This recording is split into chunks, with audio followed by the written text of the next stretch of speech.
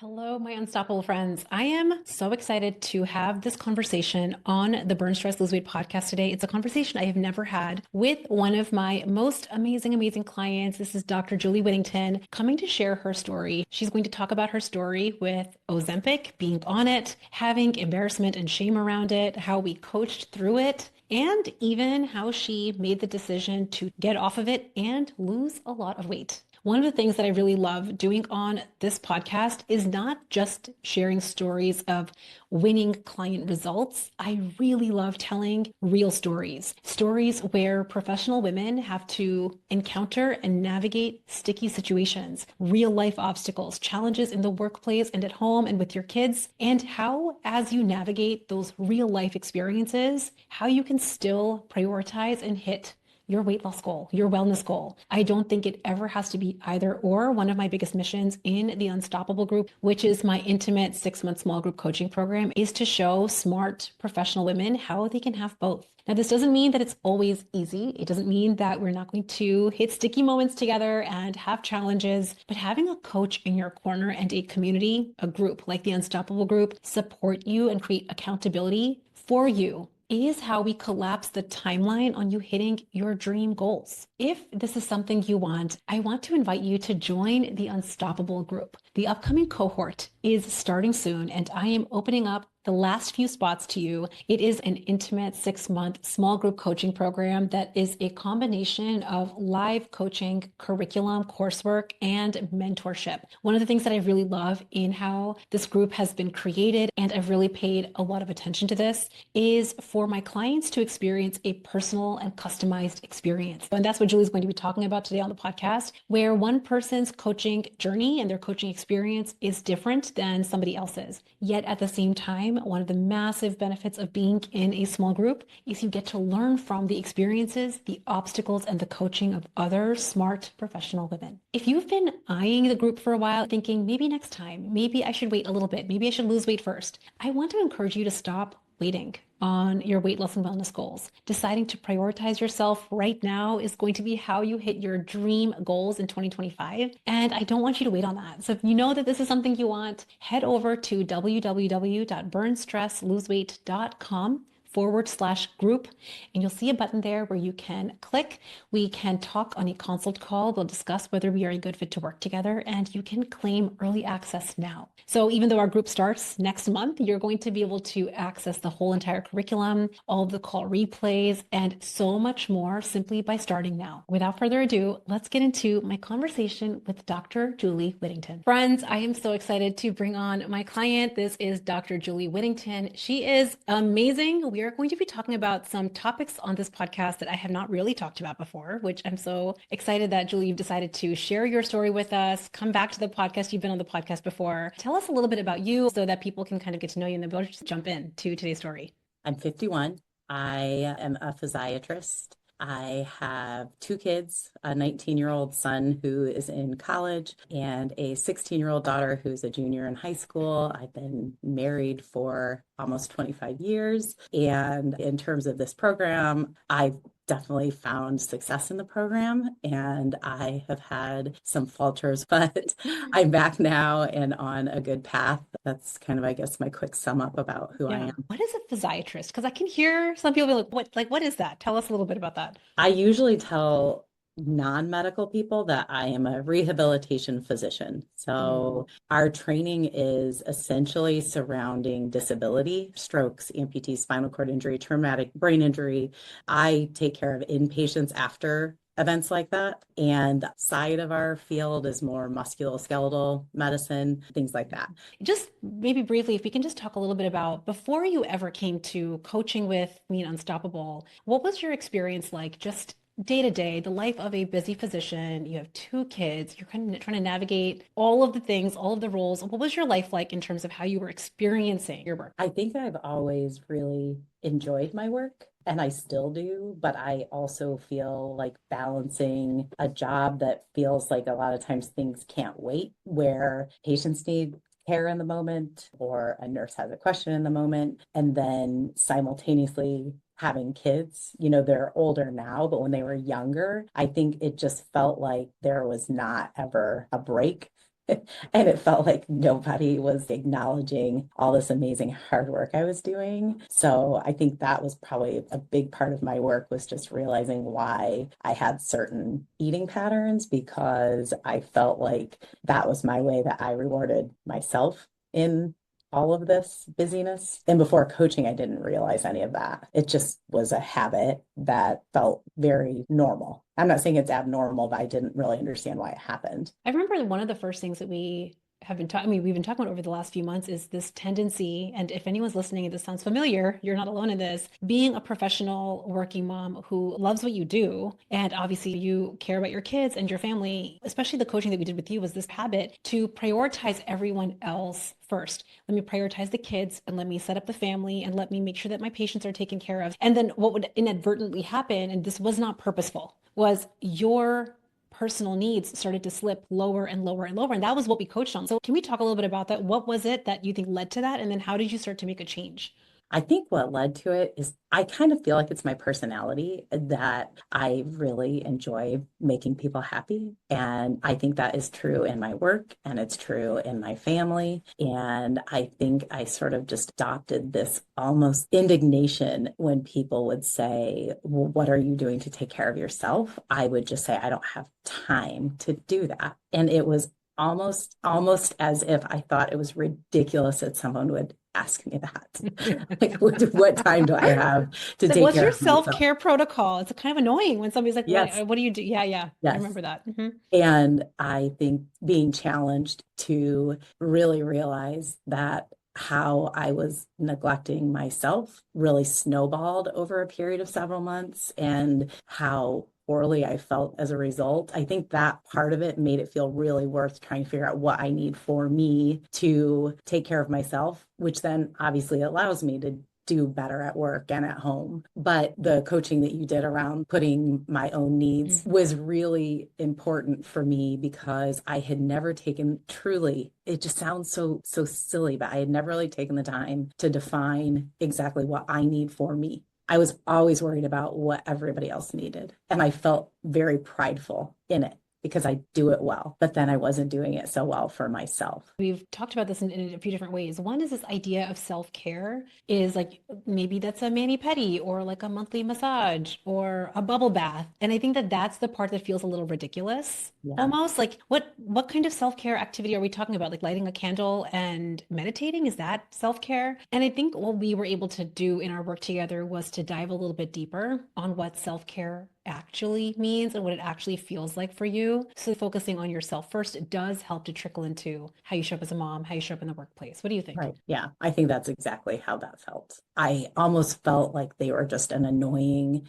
thing to have to do, until this time. The coaching that we've done most recently has been more about, why do I want to be doing these things? And it just feels very different. Having diabetes is always something that is in my mind. And because it is something that I manage complications of diabetes in my patients every single day, the way that I would approach that was as fear of those things happening to me if I don't manage my diabetes perfectly. And I manage it well, but I think shifting to, I want to do these things because it makes me feel better and it contributes to my ability to manage diabetes, feels also very different. So one thing, just to take a pivot, one of the things that we really touched on, and I'm so grateful that you're willing to talk about this conversation, is Ozempic. So we have been talking about GLP-1 agonists. This can be any brand or flavor that anyone is interested in. I'm seeing it just take, obviously, the community by storm. People that want to lose weight are asking about it. Can you share your history with it, your story with it, and then definitely we'll touch on what's happened over the last few months for you. Yep. So probably right when I think it started to become pretty popular for weight loss, my endocrinologist had put me on Ozempic.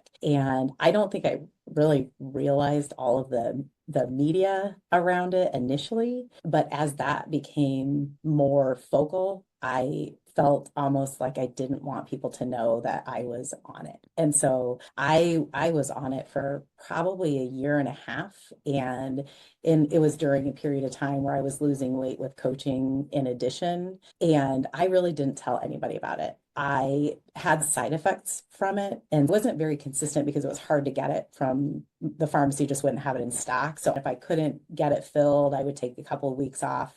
But I was fine with that for a while, and then it just got annoying, so I stopped completely. I didn't talk to my endocrinologist about it. I just stopped it. Mm. And I gained a lot of weight. And I had a lot of thoughts about if that's why I was gaining weight. I had a follow up with my endocrinologist last spring, and he essentially said, I think it was probably not a good idea that you stopped at cold turkey. So he started me back on it. And then I started coaching with you probably about 3 months into that, being back on it. So he basically said, you stopped it kind of cold turkey. You didn't talk to him about it. He was like, listen, you're gaining weight. Let's get you on this. This was back in the spring. And Yeah. so what happened over those few months between when you started it in the spring and when you started inside the group in July? I started it in March, and then I started coaching in July, and I probably gained 15 pounds when I was on it. I didn't honestly reflect on that until I coached with you, but I went back and looked at the numbers, and I was gaining weight while I was on Ozempic. And then I stayed on it when I started coaching in July, but I was definitely having side effects. And I think what pushed me to do the coaching with you is that I was really trying to eat more protein, but I felt so nauseous from the Ozempic that I really couldn't do it. So that's why I talked to you about it. And I was You very finally told me.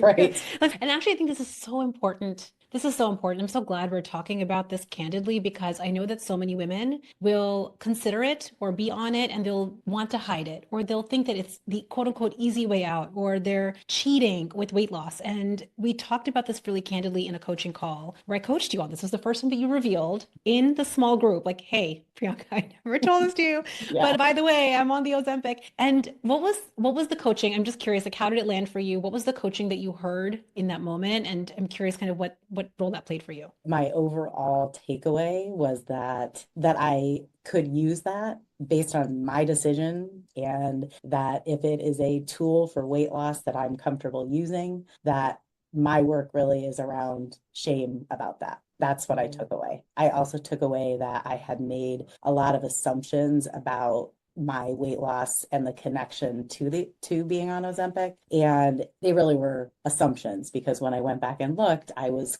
kind of surprised the amount of time that I was on it and still gaining weight. And it's interesting because what is true for me, at least when I've been on Ozempic, is that the foods that are healthy do not feel at all appetizing, but any sort of carb or processed food, it did not matter that I was on Ozempic. That always was something that sounded good to me, at least when I was on it. And so I think what I sort of connected was that when I didn't have the coaching piece of it, I wasn't really trying to avoid eating because of emotions. And so I was just eating whatever I wanted to feel better. Right. So that's, I think, what my takeaway really was, that I could use it as a tool. And I think you also helped me realize that if I decided I didn't want to be on it, which I did decide, that there was a way to approach that. And I hadn't talked to my endocrinologist about it. So I think if I hadn't done that coaching, I think I would have just stopped it again, which was not really the right way to approach it. Right. The way that I described on that coaching call, I kind of want to use the analogy. If I remember it correctly, tell me if I'm wrong. I described us hitting our body goals or our weight loss goals. It's like building a home, it's building a house. And we need more than one tool to build a house. We need hammers and nails and power tools and saws. And like, I'm not in construction, but we get the picture. There's lots of tools. And I think sometimes what smart professional women will do is they'll try to use a hammer to build a whole house. They'll try to use one tool and then they'll wonder, why am I struggling? Why is this so hard? Why is this taking so long? And then because they get so frustrated, they'll give up on building the house. And then that frustration builds and builds and builds. And the way that I think on that coaching call, my goal for what I want to share with you is I think of Ozempic as one tool out of many that may be very, very appropriate for you. And also it's not the only tool. I think I'm noticing two different kind of schools of thought. I'm noticing some people just jumping onto the Ozempic bandwagon without accessing the other tools they need to build a home and for it to last. Yeah. And then I'm seeing the other school, which is like, I'm so scared of it, or I shouldn't be on it, or the shame and embarrassment around it, that they don't open up to allow themselves to learn about the other tools. I think that was kind of the way that I talked about it, if I'm remembering it right. It is exactly that. And that analogy was helpful. You said, I actually don't want to be on this forever. And I think that this is a common trend. I'm seeing a lot of women, they want to get on it to lose the weight, but then they don't want to be on it forever. What has been your thought process, and especially the coaching that we've done, that's allowed you to slowly get off of it? Now you have been off of it for months and you have lost a lot of weight. in the last multiple months. So I'm curious kind of sharing on that story. I think for me, I just realize how much of the work for me is my thinking. Mm. And it was a controlled way that I stopped it. I think that was helpful. And I think it helped me to have belief that I don't need to be on it in order to lose weight. And if I choose to be on it for medical reasons, that's also okay. So I don't really feel insecurity around it. And that was part of that same coaching call, was being mindful about what I want to do and then making a plan to do it. And that's exactly what I did. And it felt controlled and manageable. I think it was the right decision Yeah. in my situation. There are so many things other than losing weight that I feel very good about, because things are still happening in my life. I mean, Yeah. emotions are still there, but I Yeah. just feel I'm approaching them very differently. I love to think about if we can maintain our weight loss results or lose weight when we hit the biggest life circumstances that feel the stickiest and the hardest. To me, that's the litmus test of a working strategy. And I feel like that's what this past few months has been. You've had lots of experiences in the workplace, navigating family stuff, home stuff. What do you think it is about the skill set that we have really been focusing on for you in the last 6 months that's helped you navigate some really big, sticky situations without doing what you used to do, which is grab a snack, grab a drink, like grab whatever to take a break from life? What do you think has been the biggest thing for you? I think there are probably two things that have felt different. I think one is really honestly saying why I'm feeling how I'm feeling to myself, and spending some time just in my own head saying that I think it's normal that I feel this way. It feels really bad right now. So something about that does calm my nervous system down. I think that's one thing. And I think the other thing that has been much different for me this time is I really am trying to focus on reward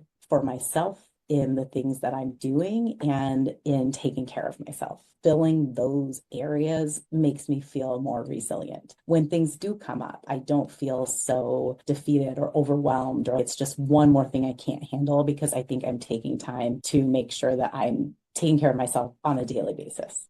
Right. So it's like when you hit the stickiest moments, which by the way, if you're a professional working mom, they're just lined up for us, my friends. They're like Yeah. lined up. So it's like when you come into the sticky situation, you're not running on empty, trying to navigate it. You're feeling, maybe you're not full to the tippy top of the cup, but you have reserves to help you weather those moments. And that's actually why I was like, Julie, we have to have you on the podcast, because we have been doing, I call this an accountability challenge inside the Unstoppable group. I come up with a new theme. Usually every month we have a new accountability challenge. And you've just been like on fire in this accountability challenge. And one of the months of the accountability challenge was, I think it was either last month or the month before, we were really focusing on rewarding yourself for following through. So there's that moment where you could like eat the chips or not eat the chips. And when you don't eat the chips, what most of us do is we just kind of move on to the next thing. We're like, there we go, whatever, not a big deal. We move on with our life. But the challenge was to actually take a minute, 60 seconds, to reward yourself in your brain, not with more food, but just like reward yourself, and how that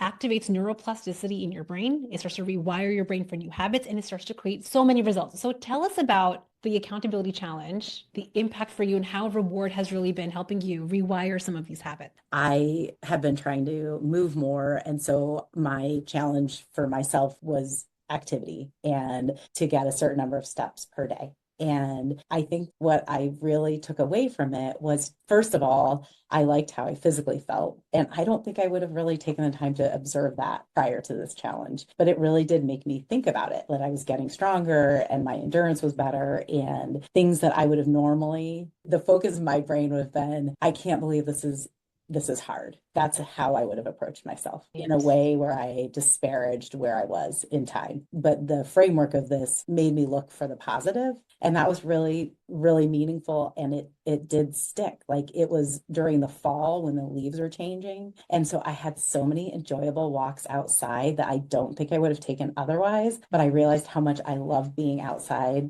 just for a half an hour before I finished working from home or something. And it just felt like this huge reward. And I was getting this reward as part of something that I wanted to be accomplishing.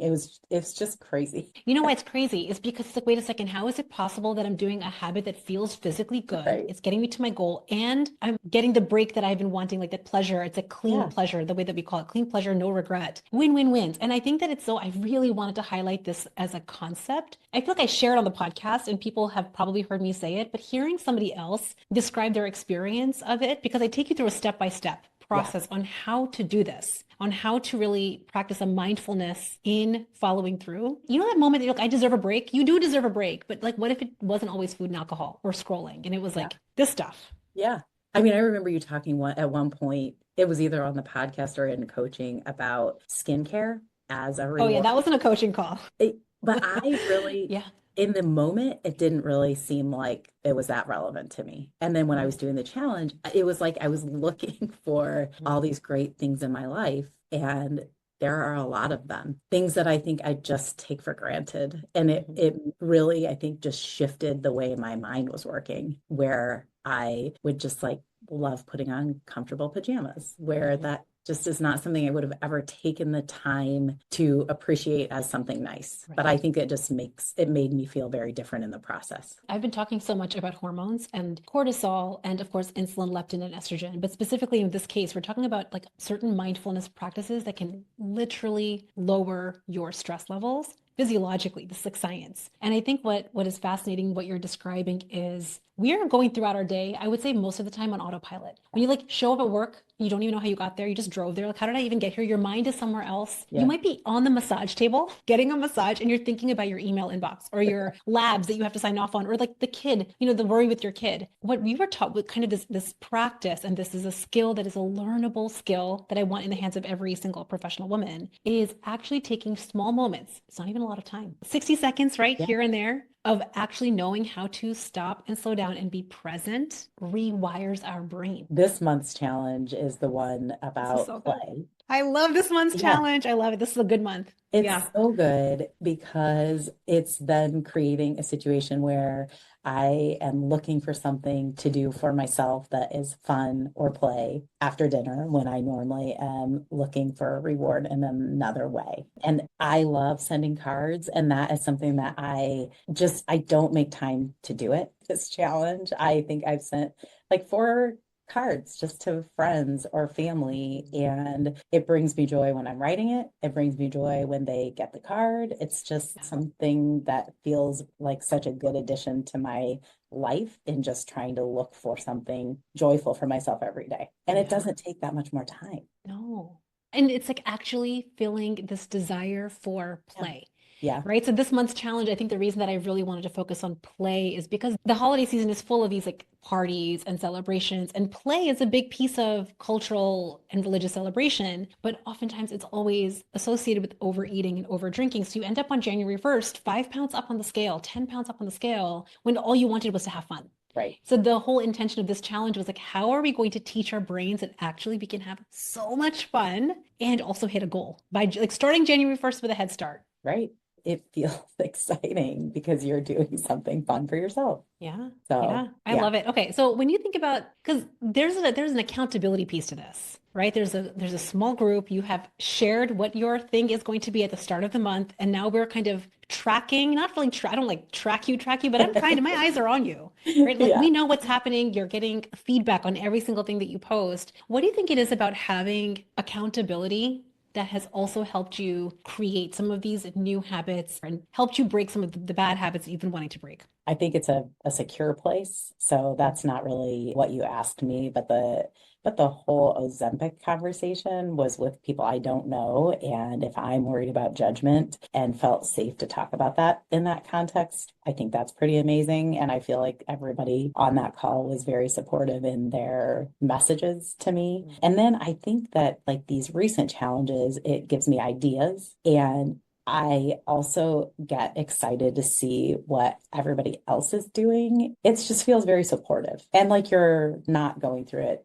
by yourself. You know what's interesting about this piece, like this double-edged sword, and you know how I am with puns and words. It's like maybe this is Right. not like, you know how I am. We laugh I about this all the do. time. Okay.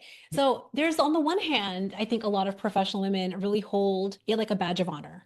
Doing something independently, strongly, hitting a goal without any help. There's something about, I think, also being in male dominated fields. Maybe we feel this desire or need to do that. But then at the same time, there's something about being in a group and not being alone on a journey and surrounding yourself with like-minded women who have similar growth goals to you. So, what do you think about the difference going it alone versus being in a supported group? I think there sort of is an inherent vulnerability in wanting to be strong. And I think that it's pretty normal for us to feel that way. But something about the group has allowed comfort in vulnerability, where when you're on it alone, it feels almost isolating. And I have that comparison because in the break that I took, that is how it felt. I felt very alone, especially we're moms and we're professionals. That is something that our male counterparts, I'm not saying that they don't feel pressure, but I think it's a different pressure as a mom, and just the what you carry as the feeling of responsibility for all of those areas of your life. And to have multiple people who understand that, I think that is really valuable. I've been on both sides as a client and as a coach. When you're going it alone, you don't recognize when you get into your own echo chamber. Like you almost get in your own way without realizing you're in your own way. And I think that that's what I love about coaching, having a coach show you your blind spots to almost like an uncomfortable edge because you've never answered certain questions. But that's why we keep the results that we've had when we're Yeah. alone, because we're not seeing what we're not seeing. Right. I couldn't see it. When you are able to know my patterns as well as you do, that you pointing out sort of how my mind is working is it's just pretty mind-blowing sometimes. I mean, the amount of damage that I just continued to do because of how ashamed that I felt, that coaching was extremely useful for me, because there were points along the path where I was gaining weight where I knew I was off track and I just kept feeling worse. I just kept treating that with eating, and I just couldn't get out of my own way, and I couldn't really see how to shift it. It was just really interesting to then have you just be able to kind of break it down. It was very clear. It's one of those things that we want to have so much. We want to have actually a partner in our corner, a coach in our corner, just like deeply supporting. I don't just mean loosey-goosey supporting. I mean, this is just me. You tell me whether this feels true, but like in the group, I really feel like it is such an intimate, personalized coaching experience. And, the coaching that I give you will not be the coaching that I give to someone else. Even if you started at the same time, even if you have similar backgrounds, like our coaching will be very, very personalized and customized to you. So what would you say to someone that's like, I kind of feel like I should do something one-on-one. I don't know if I'm going to get my needs met in a group. Like, what would you say to that in terms of the experience and the personalized experience that you've had? You can get everything that you need in the group. And I see you coach other people, so I know that you don't coach everyone the same. And I feel that how in tune you are to each of us with our struggles and how they differ, to me, is the huge strength of being in your program, because I'm not the same as everybody else on this group. And I don't think anyone else in the group has type 1 diabetes, but that is a part of my coaching because of how much I think about it. And I don't think that people don't learn about other things when you coach me on that. And I would say I feel similarly when you coach people on things that may not be my exact issue. I find threads in whatever you're coaching them about. One of my favorite things that I've experienced as a client, which is why I've tried to bring it as a core piece that I think helps Unstoppable stand apart, is to gain momentum. We have to know where we've come from. So if we're reinventing the wheel every single week, or you have to explain to me who you are and what your story is, this is an opinion. So I just feel like we're not able to gain traction. Whereas in the group, my intention, why I really cap spots, limit the size of the group, is because I want to maintain that. We get to move forward from it rather than just saying the same things again and again. I agree. And I am often amazed at how much you can remember from coaching from months ago, but it is completely relevant to what you're coaching me on in the moment, which is how I know how well you understand the way I work.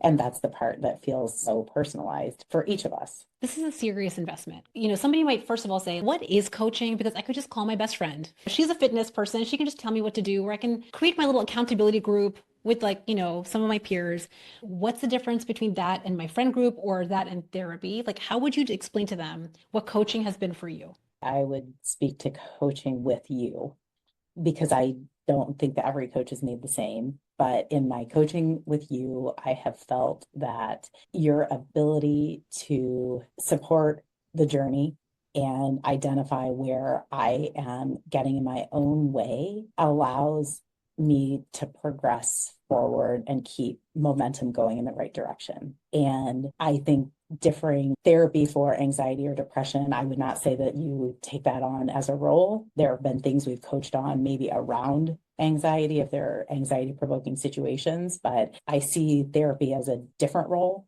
And then friends, I mean, I talked to plenty of friends when I wasn't in the group and they listened, but it didn't exactly get me on the path I needed to be on. There's something about investing seriously, number one, and putting yourself in a community. It's like the people you surround yourself with are the people that you start to kind of grow alongside. So if you are surrounding yourself with people that are hitting goals, you are also more likely to go and hit that goal. What do you think it is about investing seriously in this experience that also helps you up level your results? Because it's a serious investment. Coaching, Yeah. especially in the Unstoppable group, it's a high touch experience. It's very, very personal. So it is a serious investment. For me, the perspective is that I've done it and I've tried to go on my own, and that was difficult. I don't think that means I can't get to that point, but to me, making that investment just didn't let me like mess around anymore. It was an investment in myself, and I thought I am worthy of that. And I think that I would probably not second guess it if it was something I felt my family member would need. So then why would I not do the same thing for myself? I knew it worked and I knew I needed it. It's one of those things where, especially moms, we're so used to spending on our children or the house or Right. concert tickets, even. But when it's just us, there's something that somehow gives us pause. Like it's just me. And maybe I should just be able to do this myself. And I find that that really does hold back women from taking it seriously, like putting in their full effort and kind of going in all the way. Yeah. I think it's easy too because there are competing costs. I mean, Yeah. I'm paying tuition bills for college. And Right. when our family is figuring all of those things out, you do have to consider all of those costs. But the part that I really made me know I wanted to do it was that I was thinking that I am making the same investment in my son. Why would I not do that for myself? Yeah. And it's like that might mean you say no to something else. Right. This is where like we want to kind of step in and think about our personal values. Am I okay with saying no to something else? Because, and you kind of can share on your end, saying yes to this and investing in yourself. What's the trickle effect been for you in your I mean, life? I think it's been in every part of my life. I mean, just feeling better in my own mind and body, I think is worth every penny of that. And when I'm feeling better in those ways, then I obviously show up the way I want to as a mom and as a wife and as a doctor. So I think it touches everything. I totally agree, Yeah. obviously, because Yeah. I'm obviously coaching is one of those, I call it an active sport. I know that I've been talking with you Yeah. about this. It's not a passive consumption piece of content. It's not like a webinar or a training, which I know I've been talking a lot about the hormones training. It's not a book that you can read and just like learn how to do. You have to get in actively. I'm Right. actually kind of curious about that, just kind of as we wrap up. What do you think is the difference for someone that's listening to the podcast and they're feeling better? You listen to the podcast, remember, and you're like, I love the podcast. I'm feeling amazing. It's Yeah. great. Yeah. What's the difference between passively consuming the podcast versus actively getting coached? I mean, it's so different. It's so different because listening to the podcast is essentially having a nice drive to work and having it be in my mind for that period of time. And then the next week, listening to it again. Mhm. But there's nobody to say, why don't you write down your plan for what you want to do this weekend? I will take a look at it. We'll see how it goes. We'll make adjustments. It's just very different. And it's hard to make good gains and traction when you're passively just ingesting content. Well, I think especially for overachieving Yeah. professional women, this is the part that I really always want to drive home. Passive consumption, especially when you feel good after the passive consumption, it can feel productive. It can trick us into thinking we're being productive. So consuming a podcast or reading a blog or a book or even making a plan. planning, Yeah. it really does feel so productive. So our brain is getting dopamine hits from passive consumption, but are we moving the needle Right. on losing the weight we want, on hitting the gym if we want to, on changing our body composition, if that is our actual goal? And that's where I find the biggest difference. Passive consumption versus coaching, we move the needle. Yeah. And we evaluate. We get in and we evaluate week after week after week and make tweaks. So this time next year, you're like already at your goal. It just Yeah. becomes inevitable. And your belief, I think, grows the more Mhm.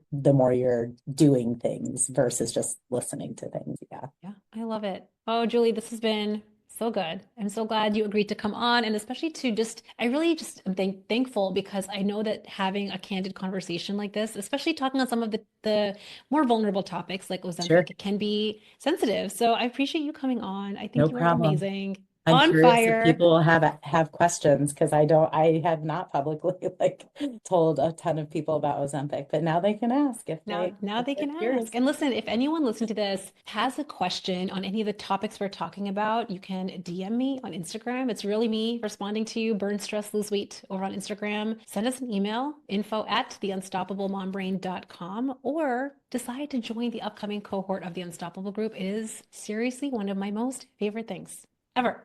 Okay, Thank you Julie, so thank you so much. much for being here. And guys, we'll see you next week. Bye. I hope you all loved this conversation. I am so grateful to Julie for agreeing to come on and share her story and being forthcoming, because when we tell stories like this that are real stories that are not filtered, it really does make a difference for anyone listening to really see that this is possible for you too. I have clients in the Unstoppable group that have never been on Ozempic, that don't want to be on Ozempic. And I have clients that, as Julie shared, are on it, have been on it, and want it to be one of the tools in their toolbox. Whether or not you decide that you want a GLP-1 agonist to be a part of your weight loss journey or your body goal journey is really not the point. A lot of what we are doing inside the Unstoppable group is giving you the other tools and skills in your toolbox to make the house that you're building really last the litmus test of your life. I want more professional women to know that it's possible to feel better, to navigate any sticky situation at work and at home, and to feel deeply taken care of, mind and body, with some specific skills. Coaching is an evidence-based modality that is proven to help women feel better, improve burnout, and improve quality of life. If you know that you want this and you want a coach in your corner, I encourage you to not wait another minute. You can actually go and grab your seat in the upcoming cohort this week, which is a huge benefit because you can binge listen to the whole entire curriculum in a weekend and truly start feeling better and losing weight even before our very first coaching call. Head over to burnstressloseweight.com/group. If this is something you want, we'll talk on a consult call and decide if we're a best fit. And I want to also throw in, if you have not yet grabbed my free training, which is Hormone Secrets to Uplevel Your Weight Loss and Wellness Results, make sure you go and grab that. It is 30 minutes, no fluff. I have timestamps on the training so you know exactly where to go and how to just maximize your learning. You can grab that over at burnstressloseweight.com/hormones. So make sure you go and grab that training. But regardless, I don't want you to get stuck in passive consumption. I really want to help you get into active implementation, because your dream weight loss goal, your wellness goal, is inevitable with the right strategy. I hope you guys have an amazing week, and I will see you next time.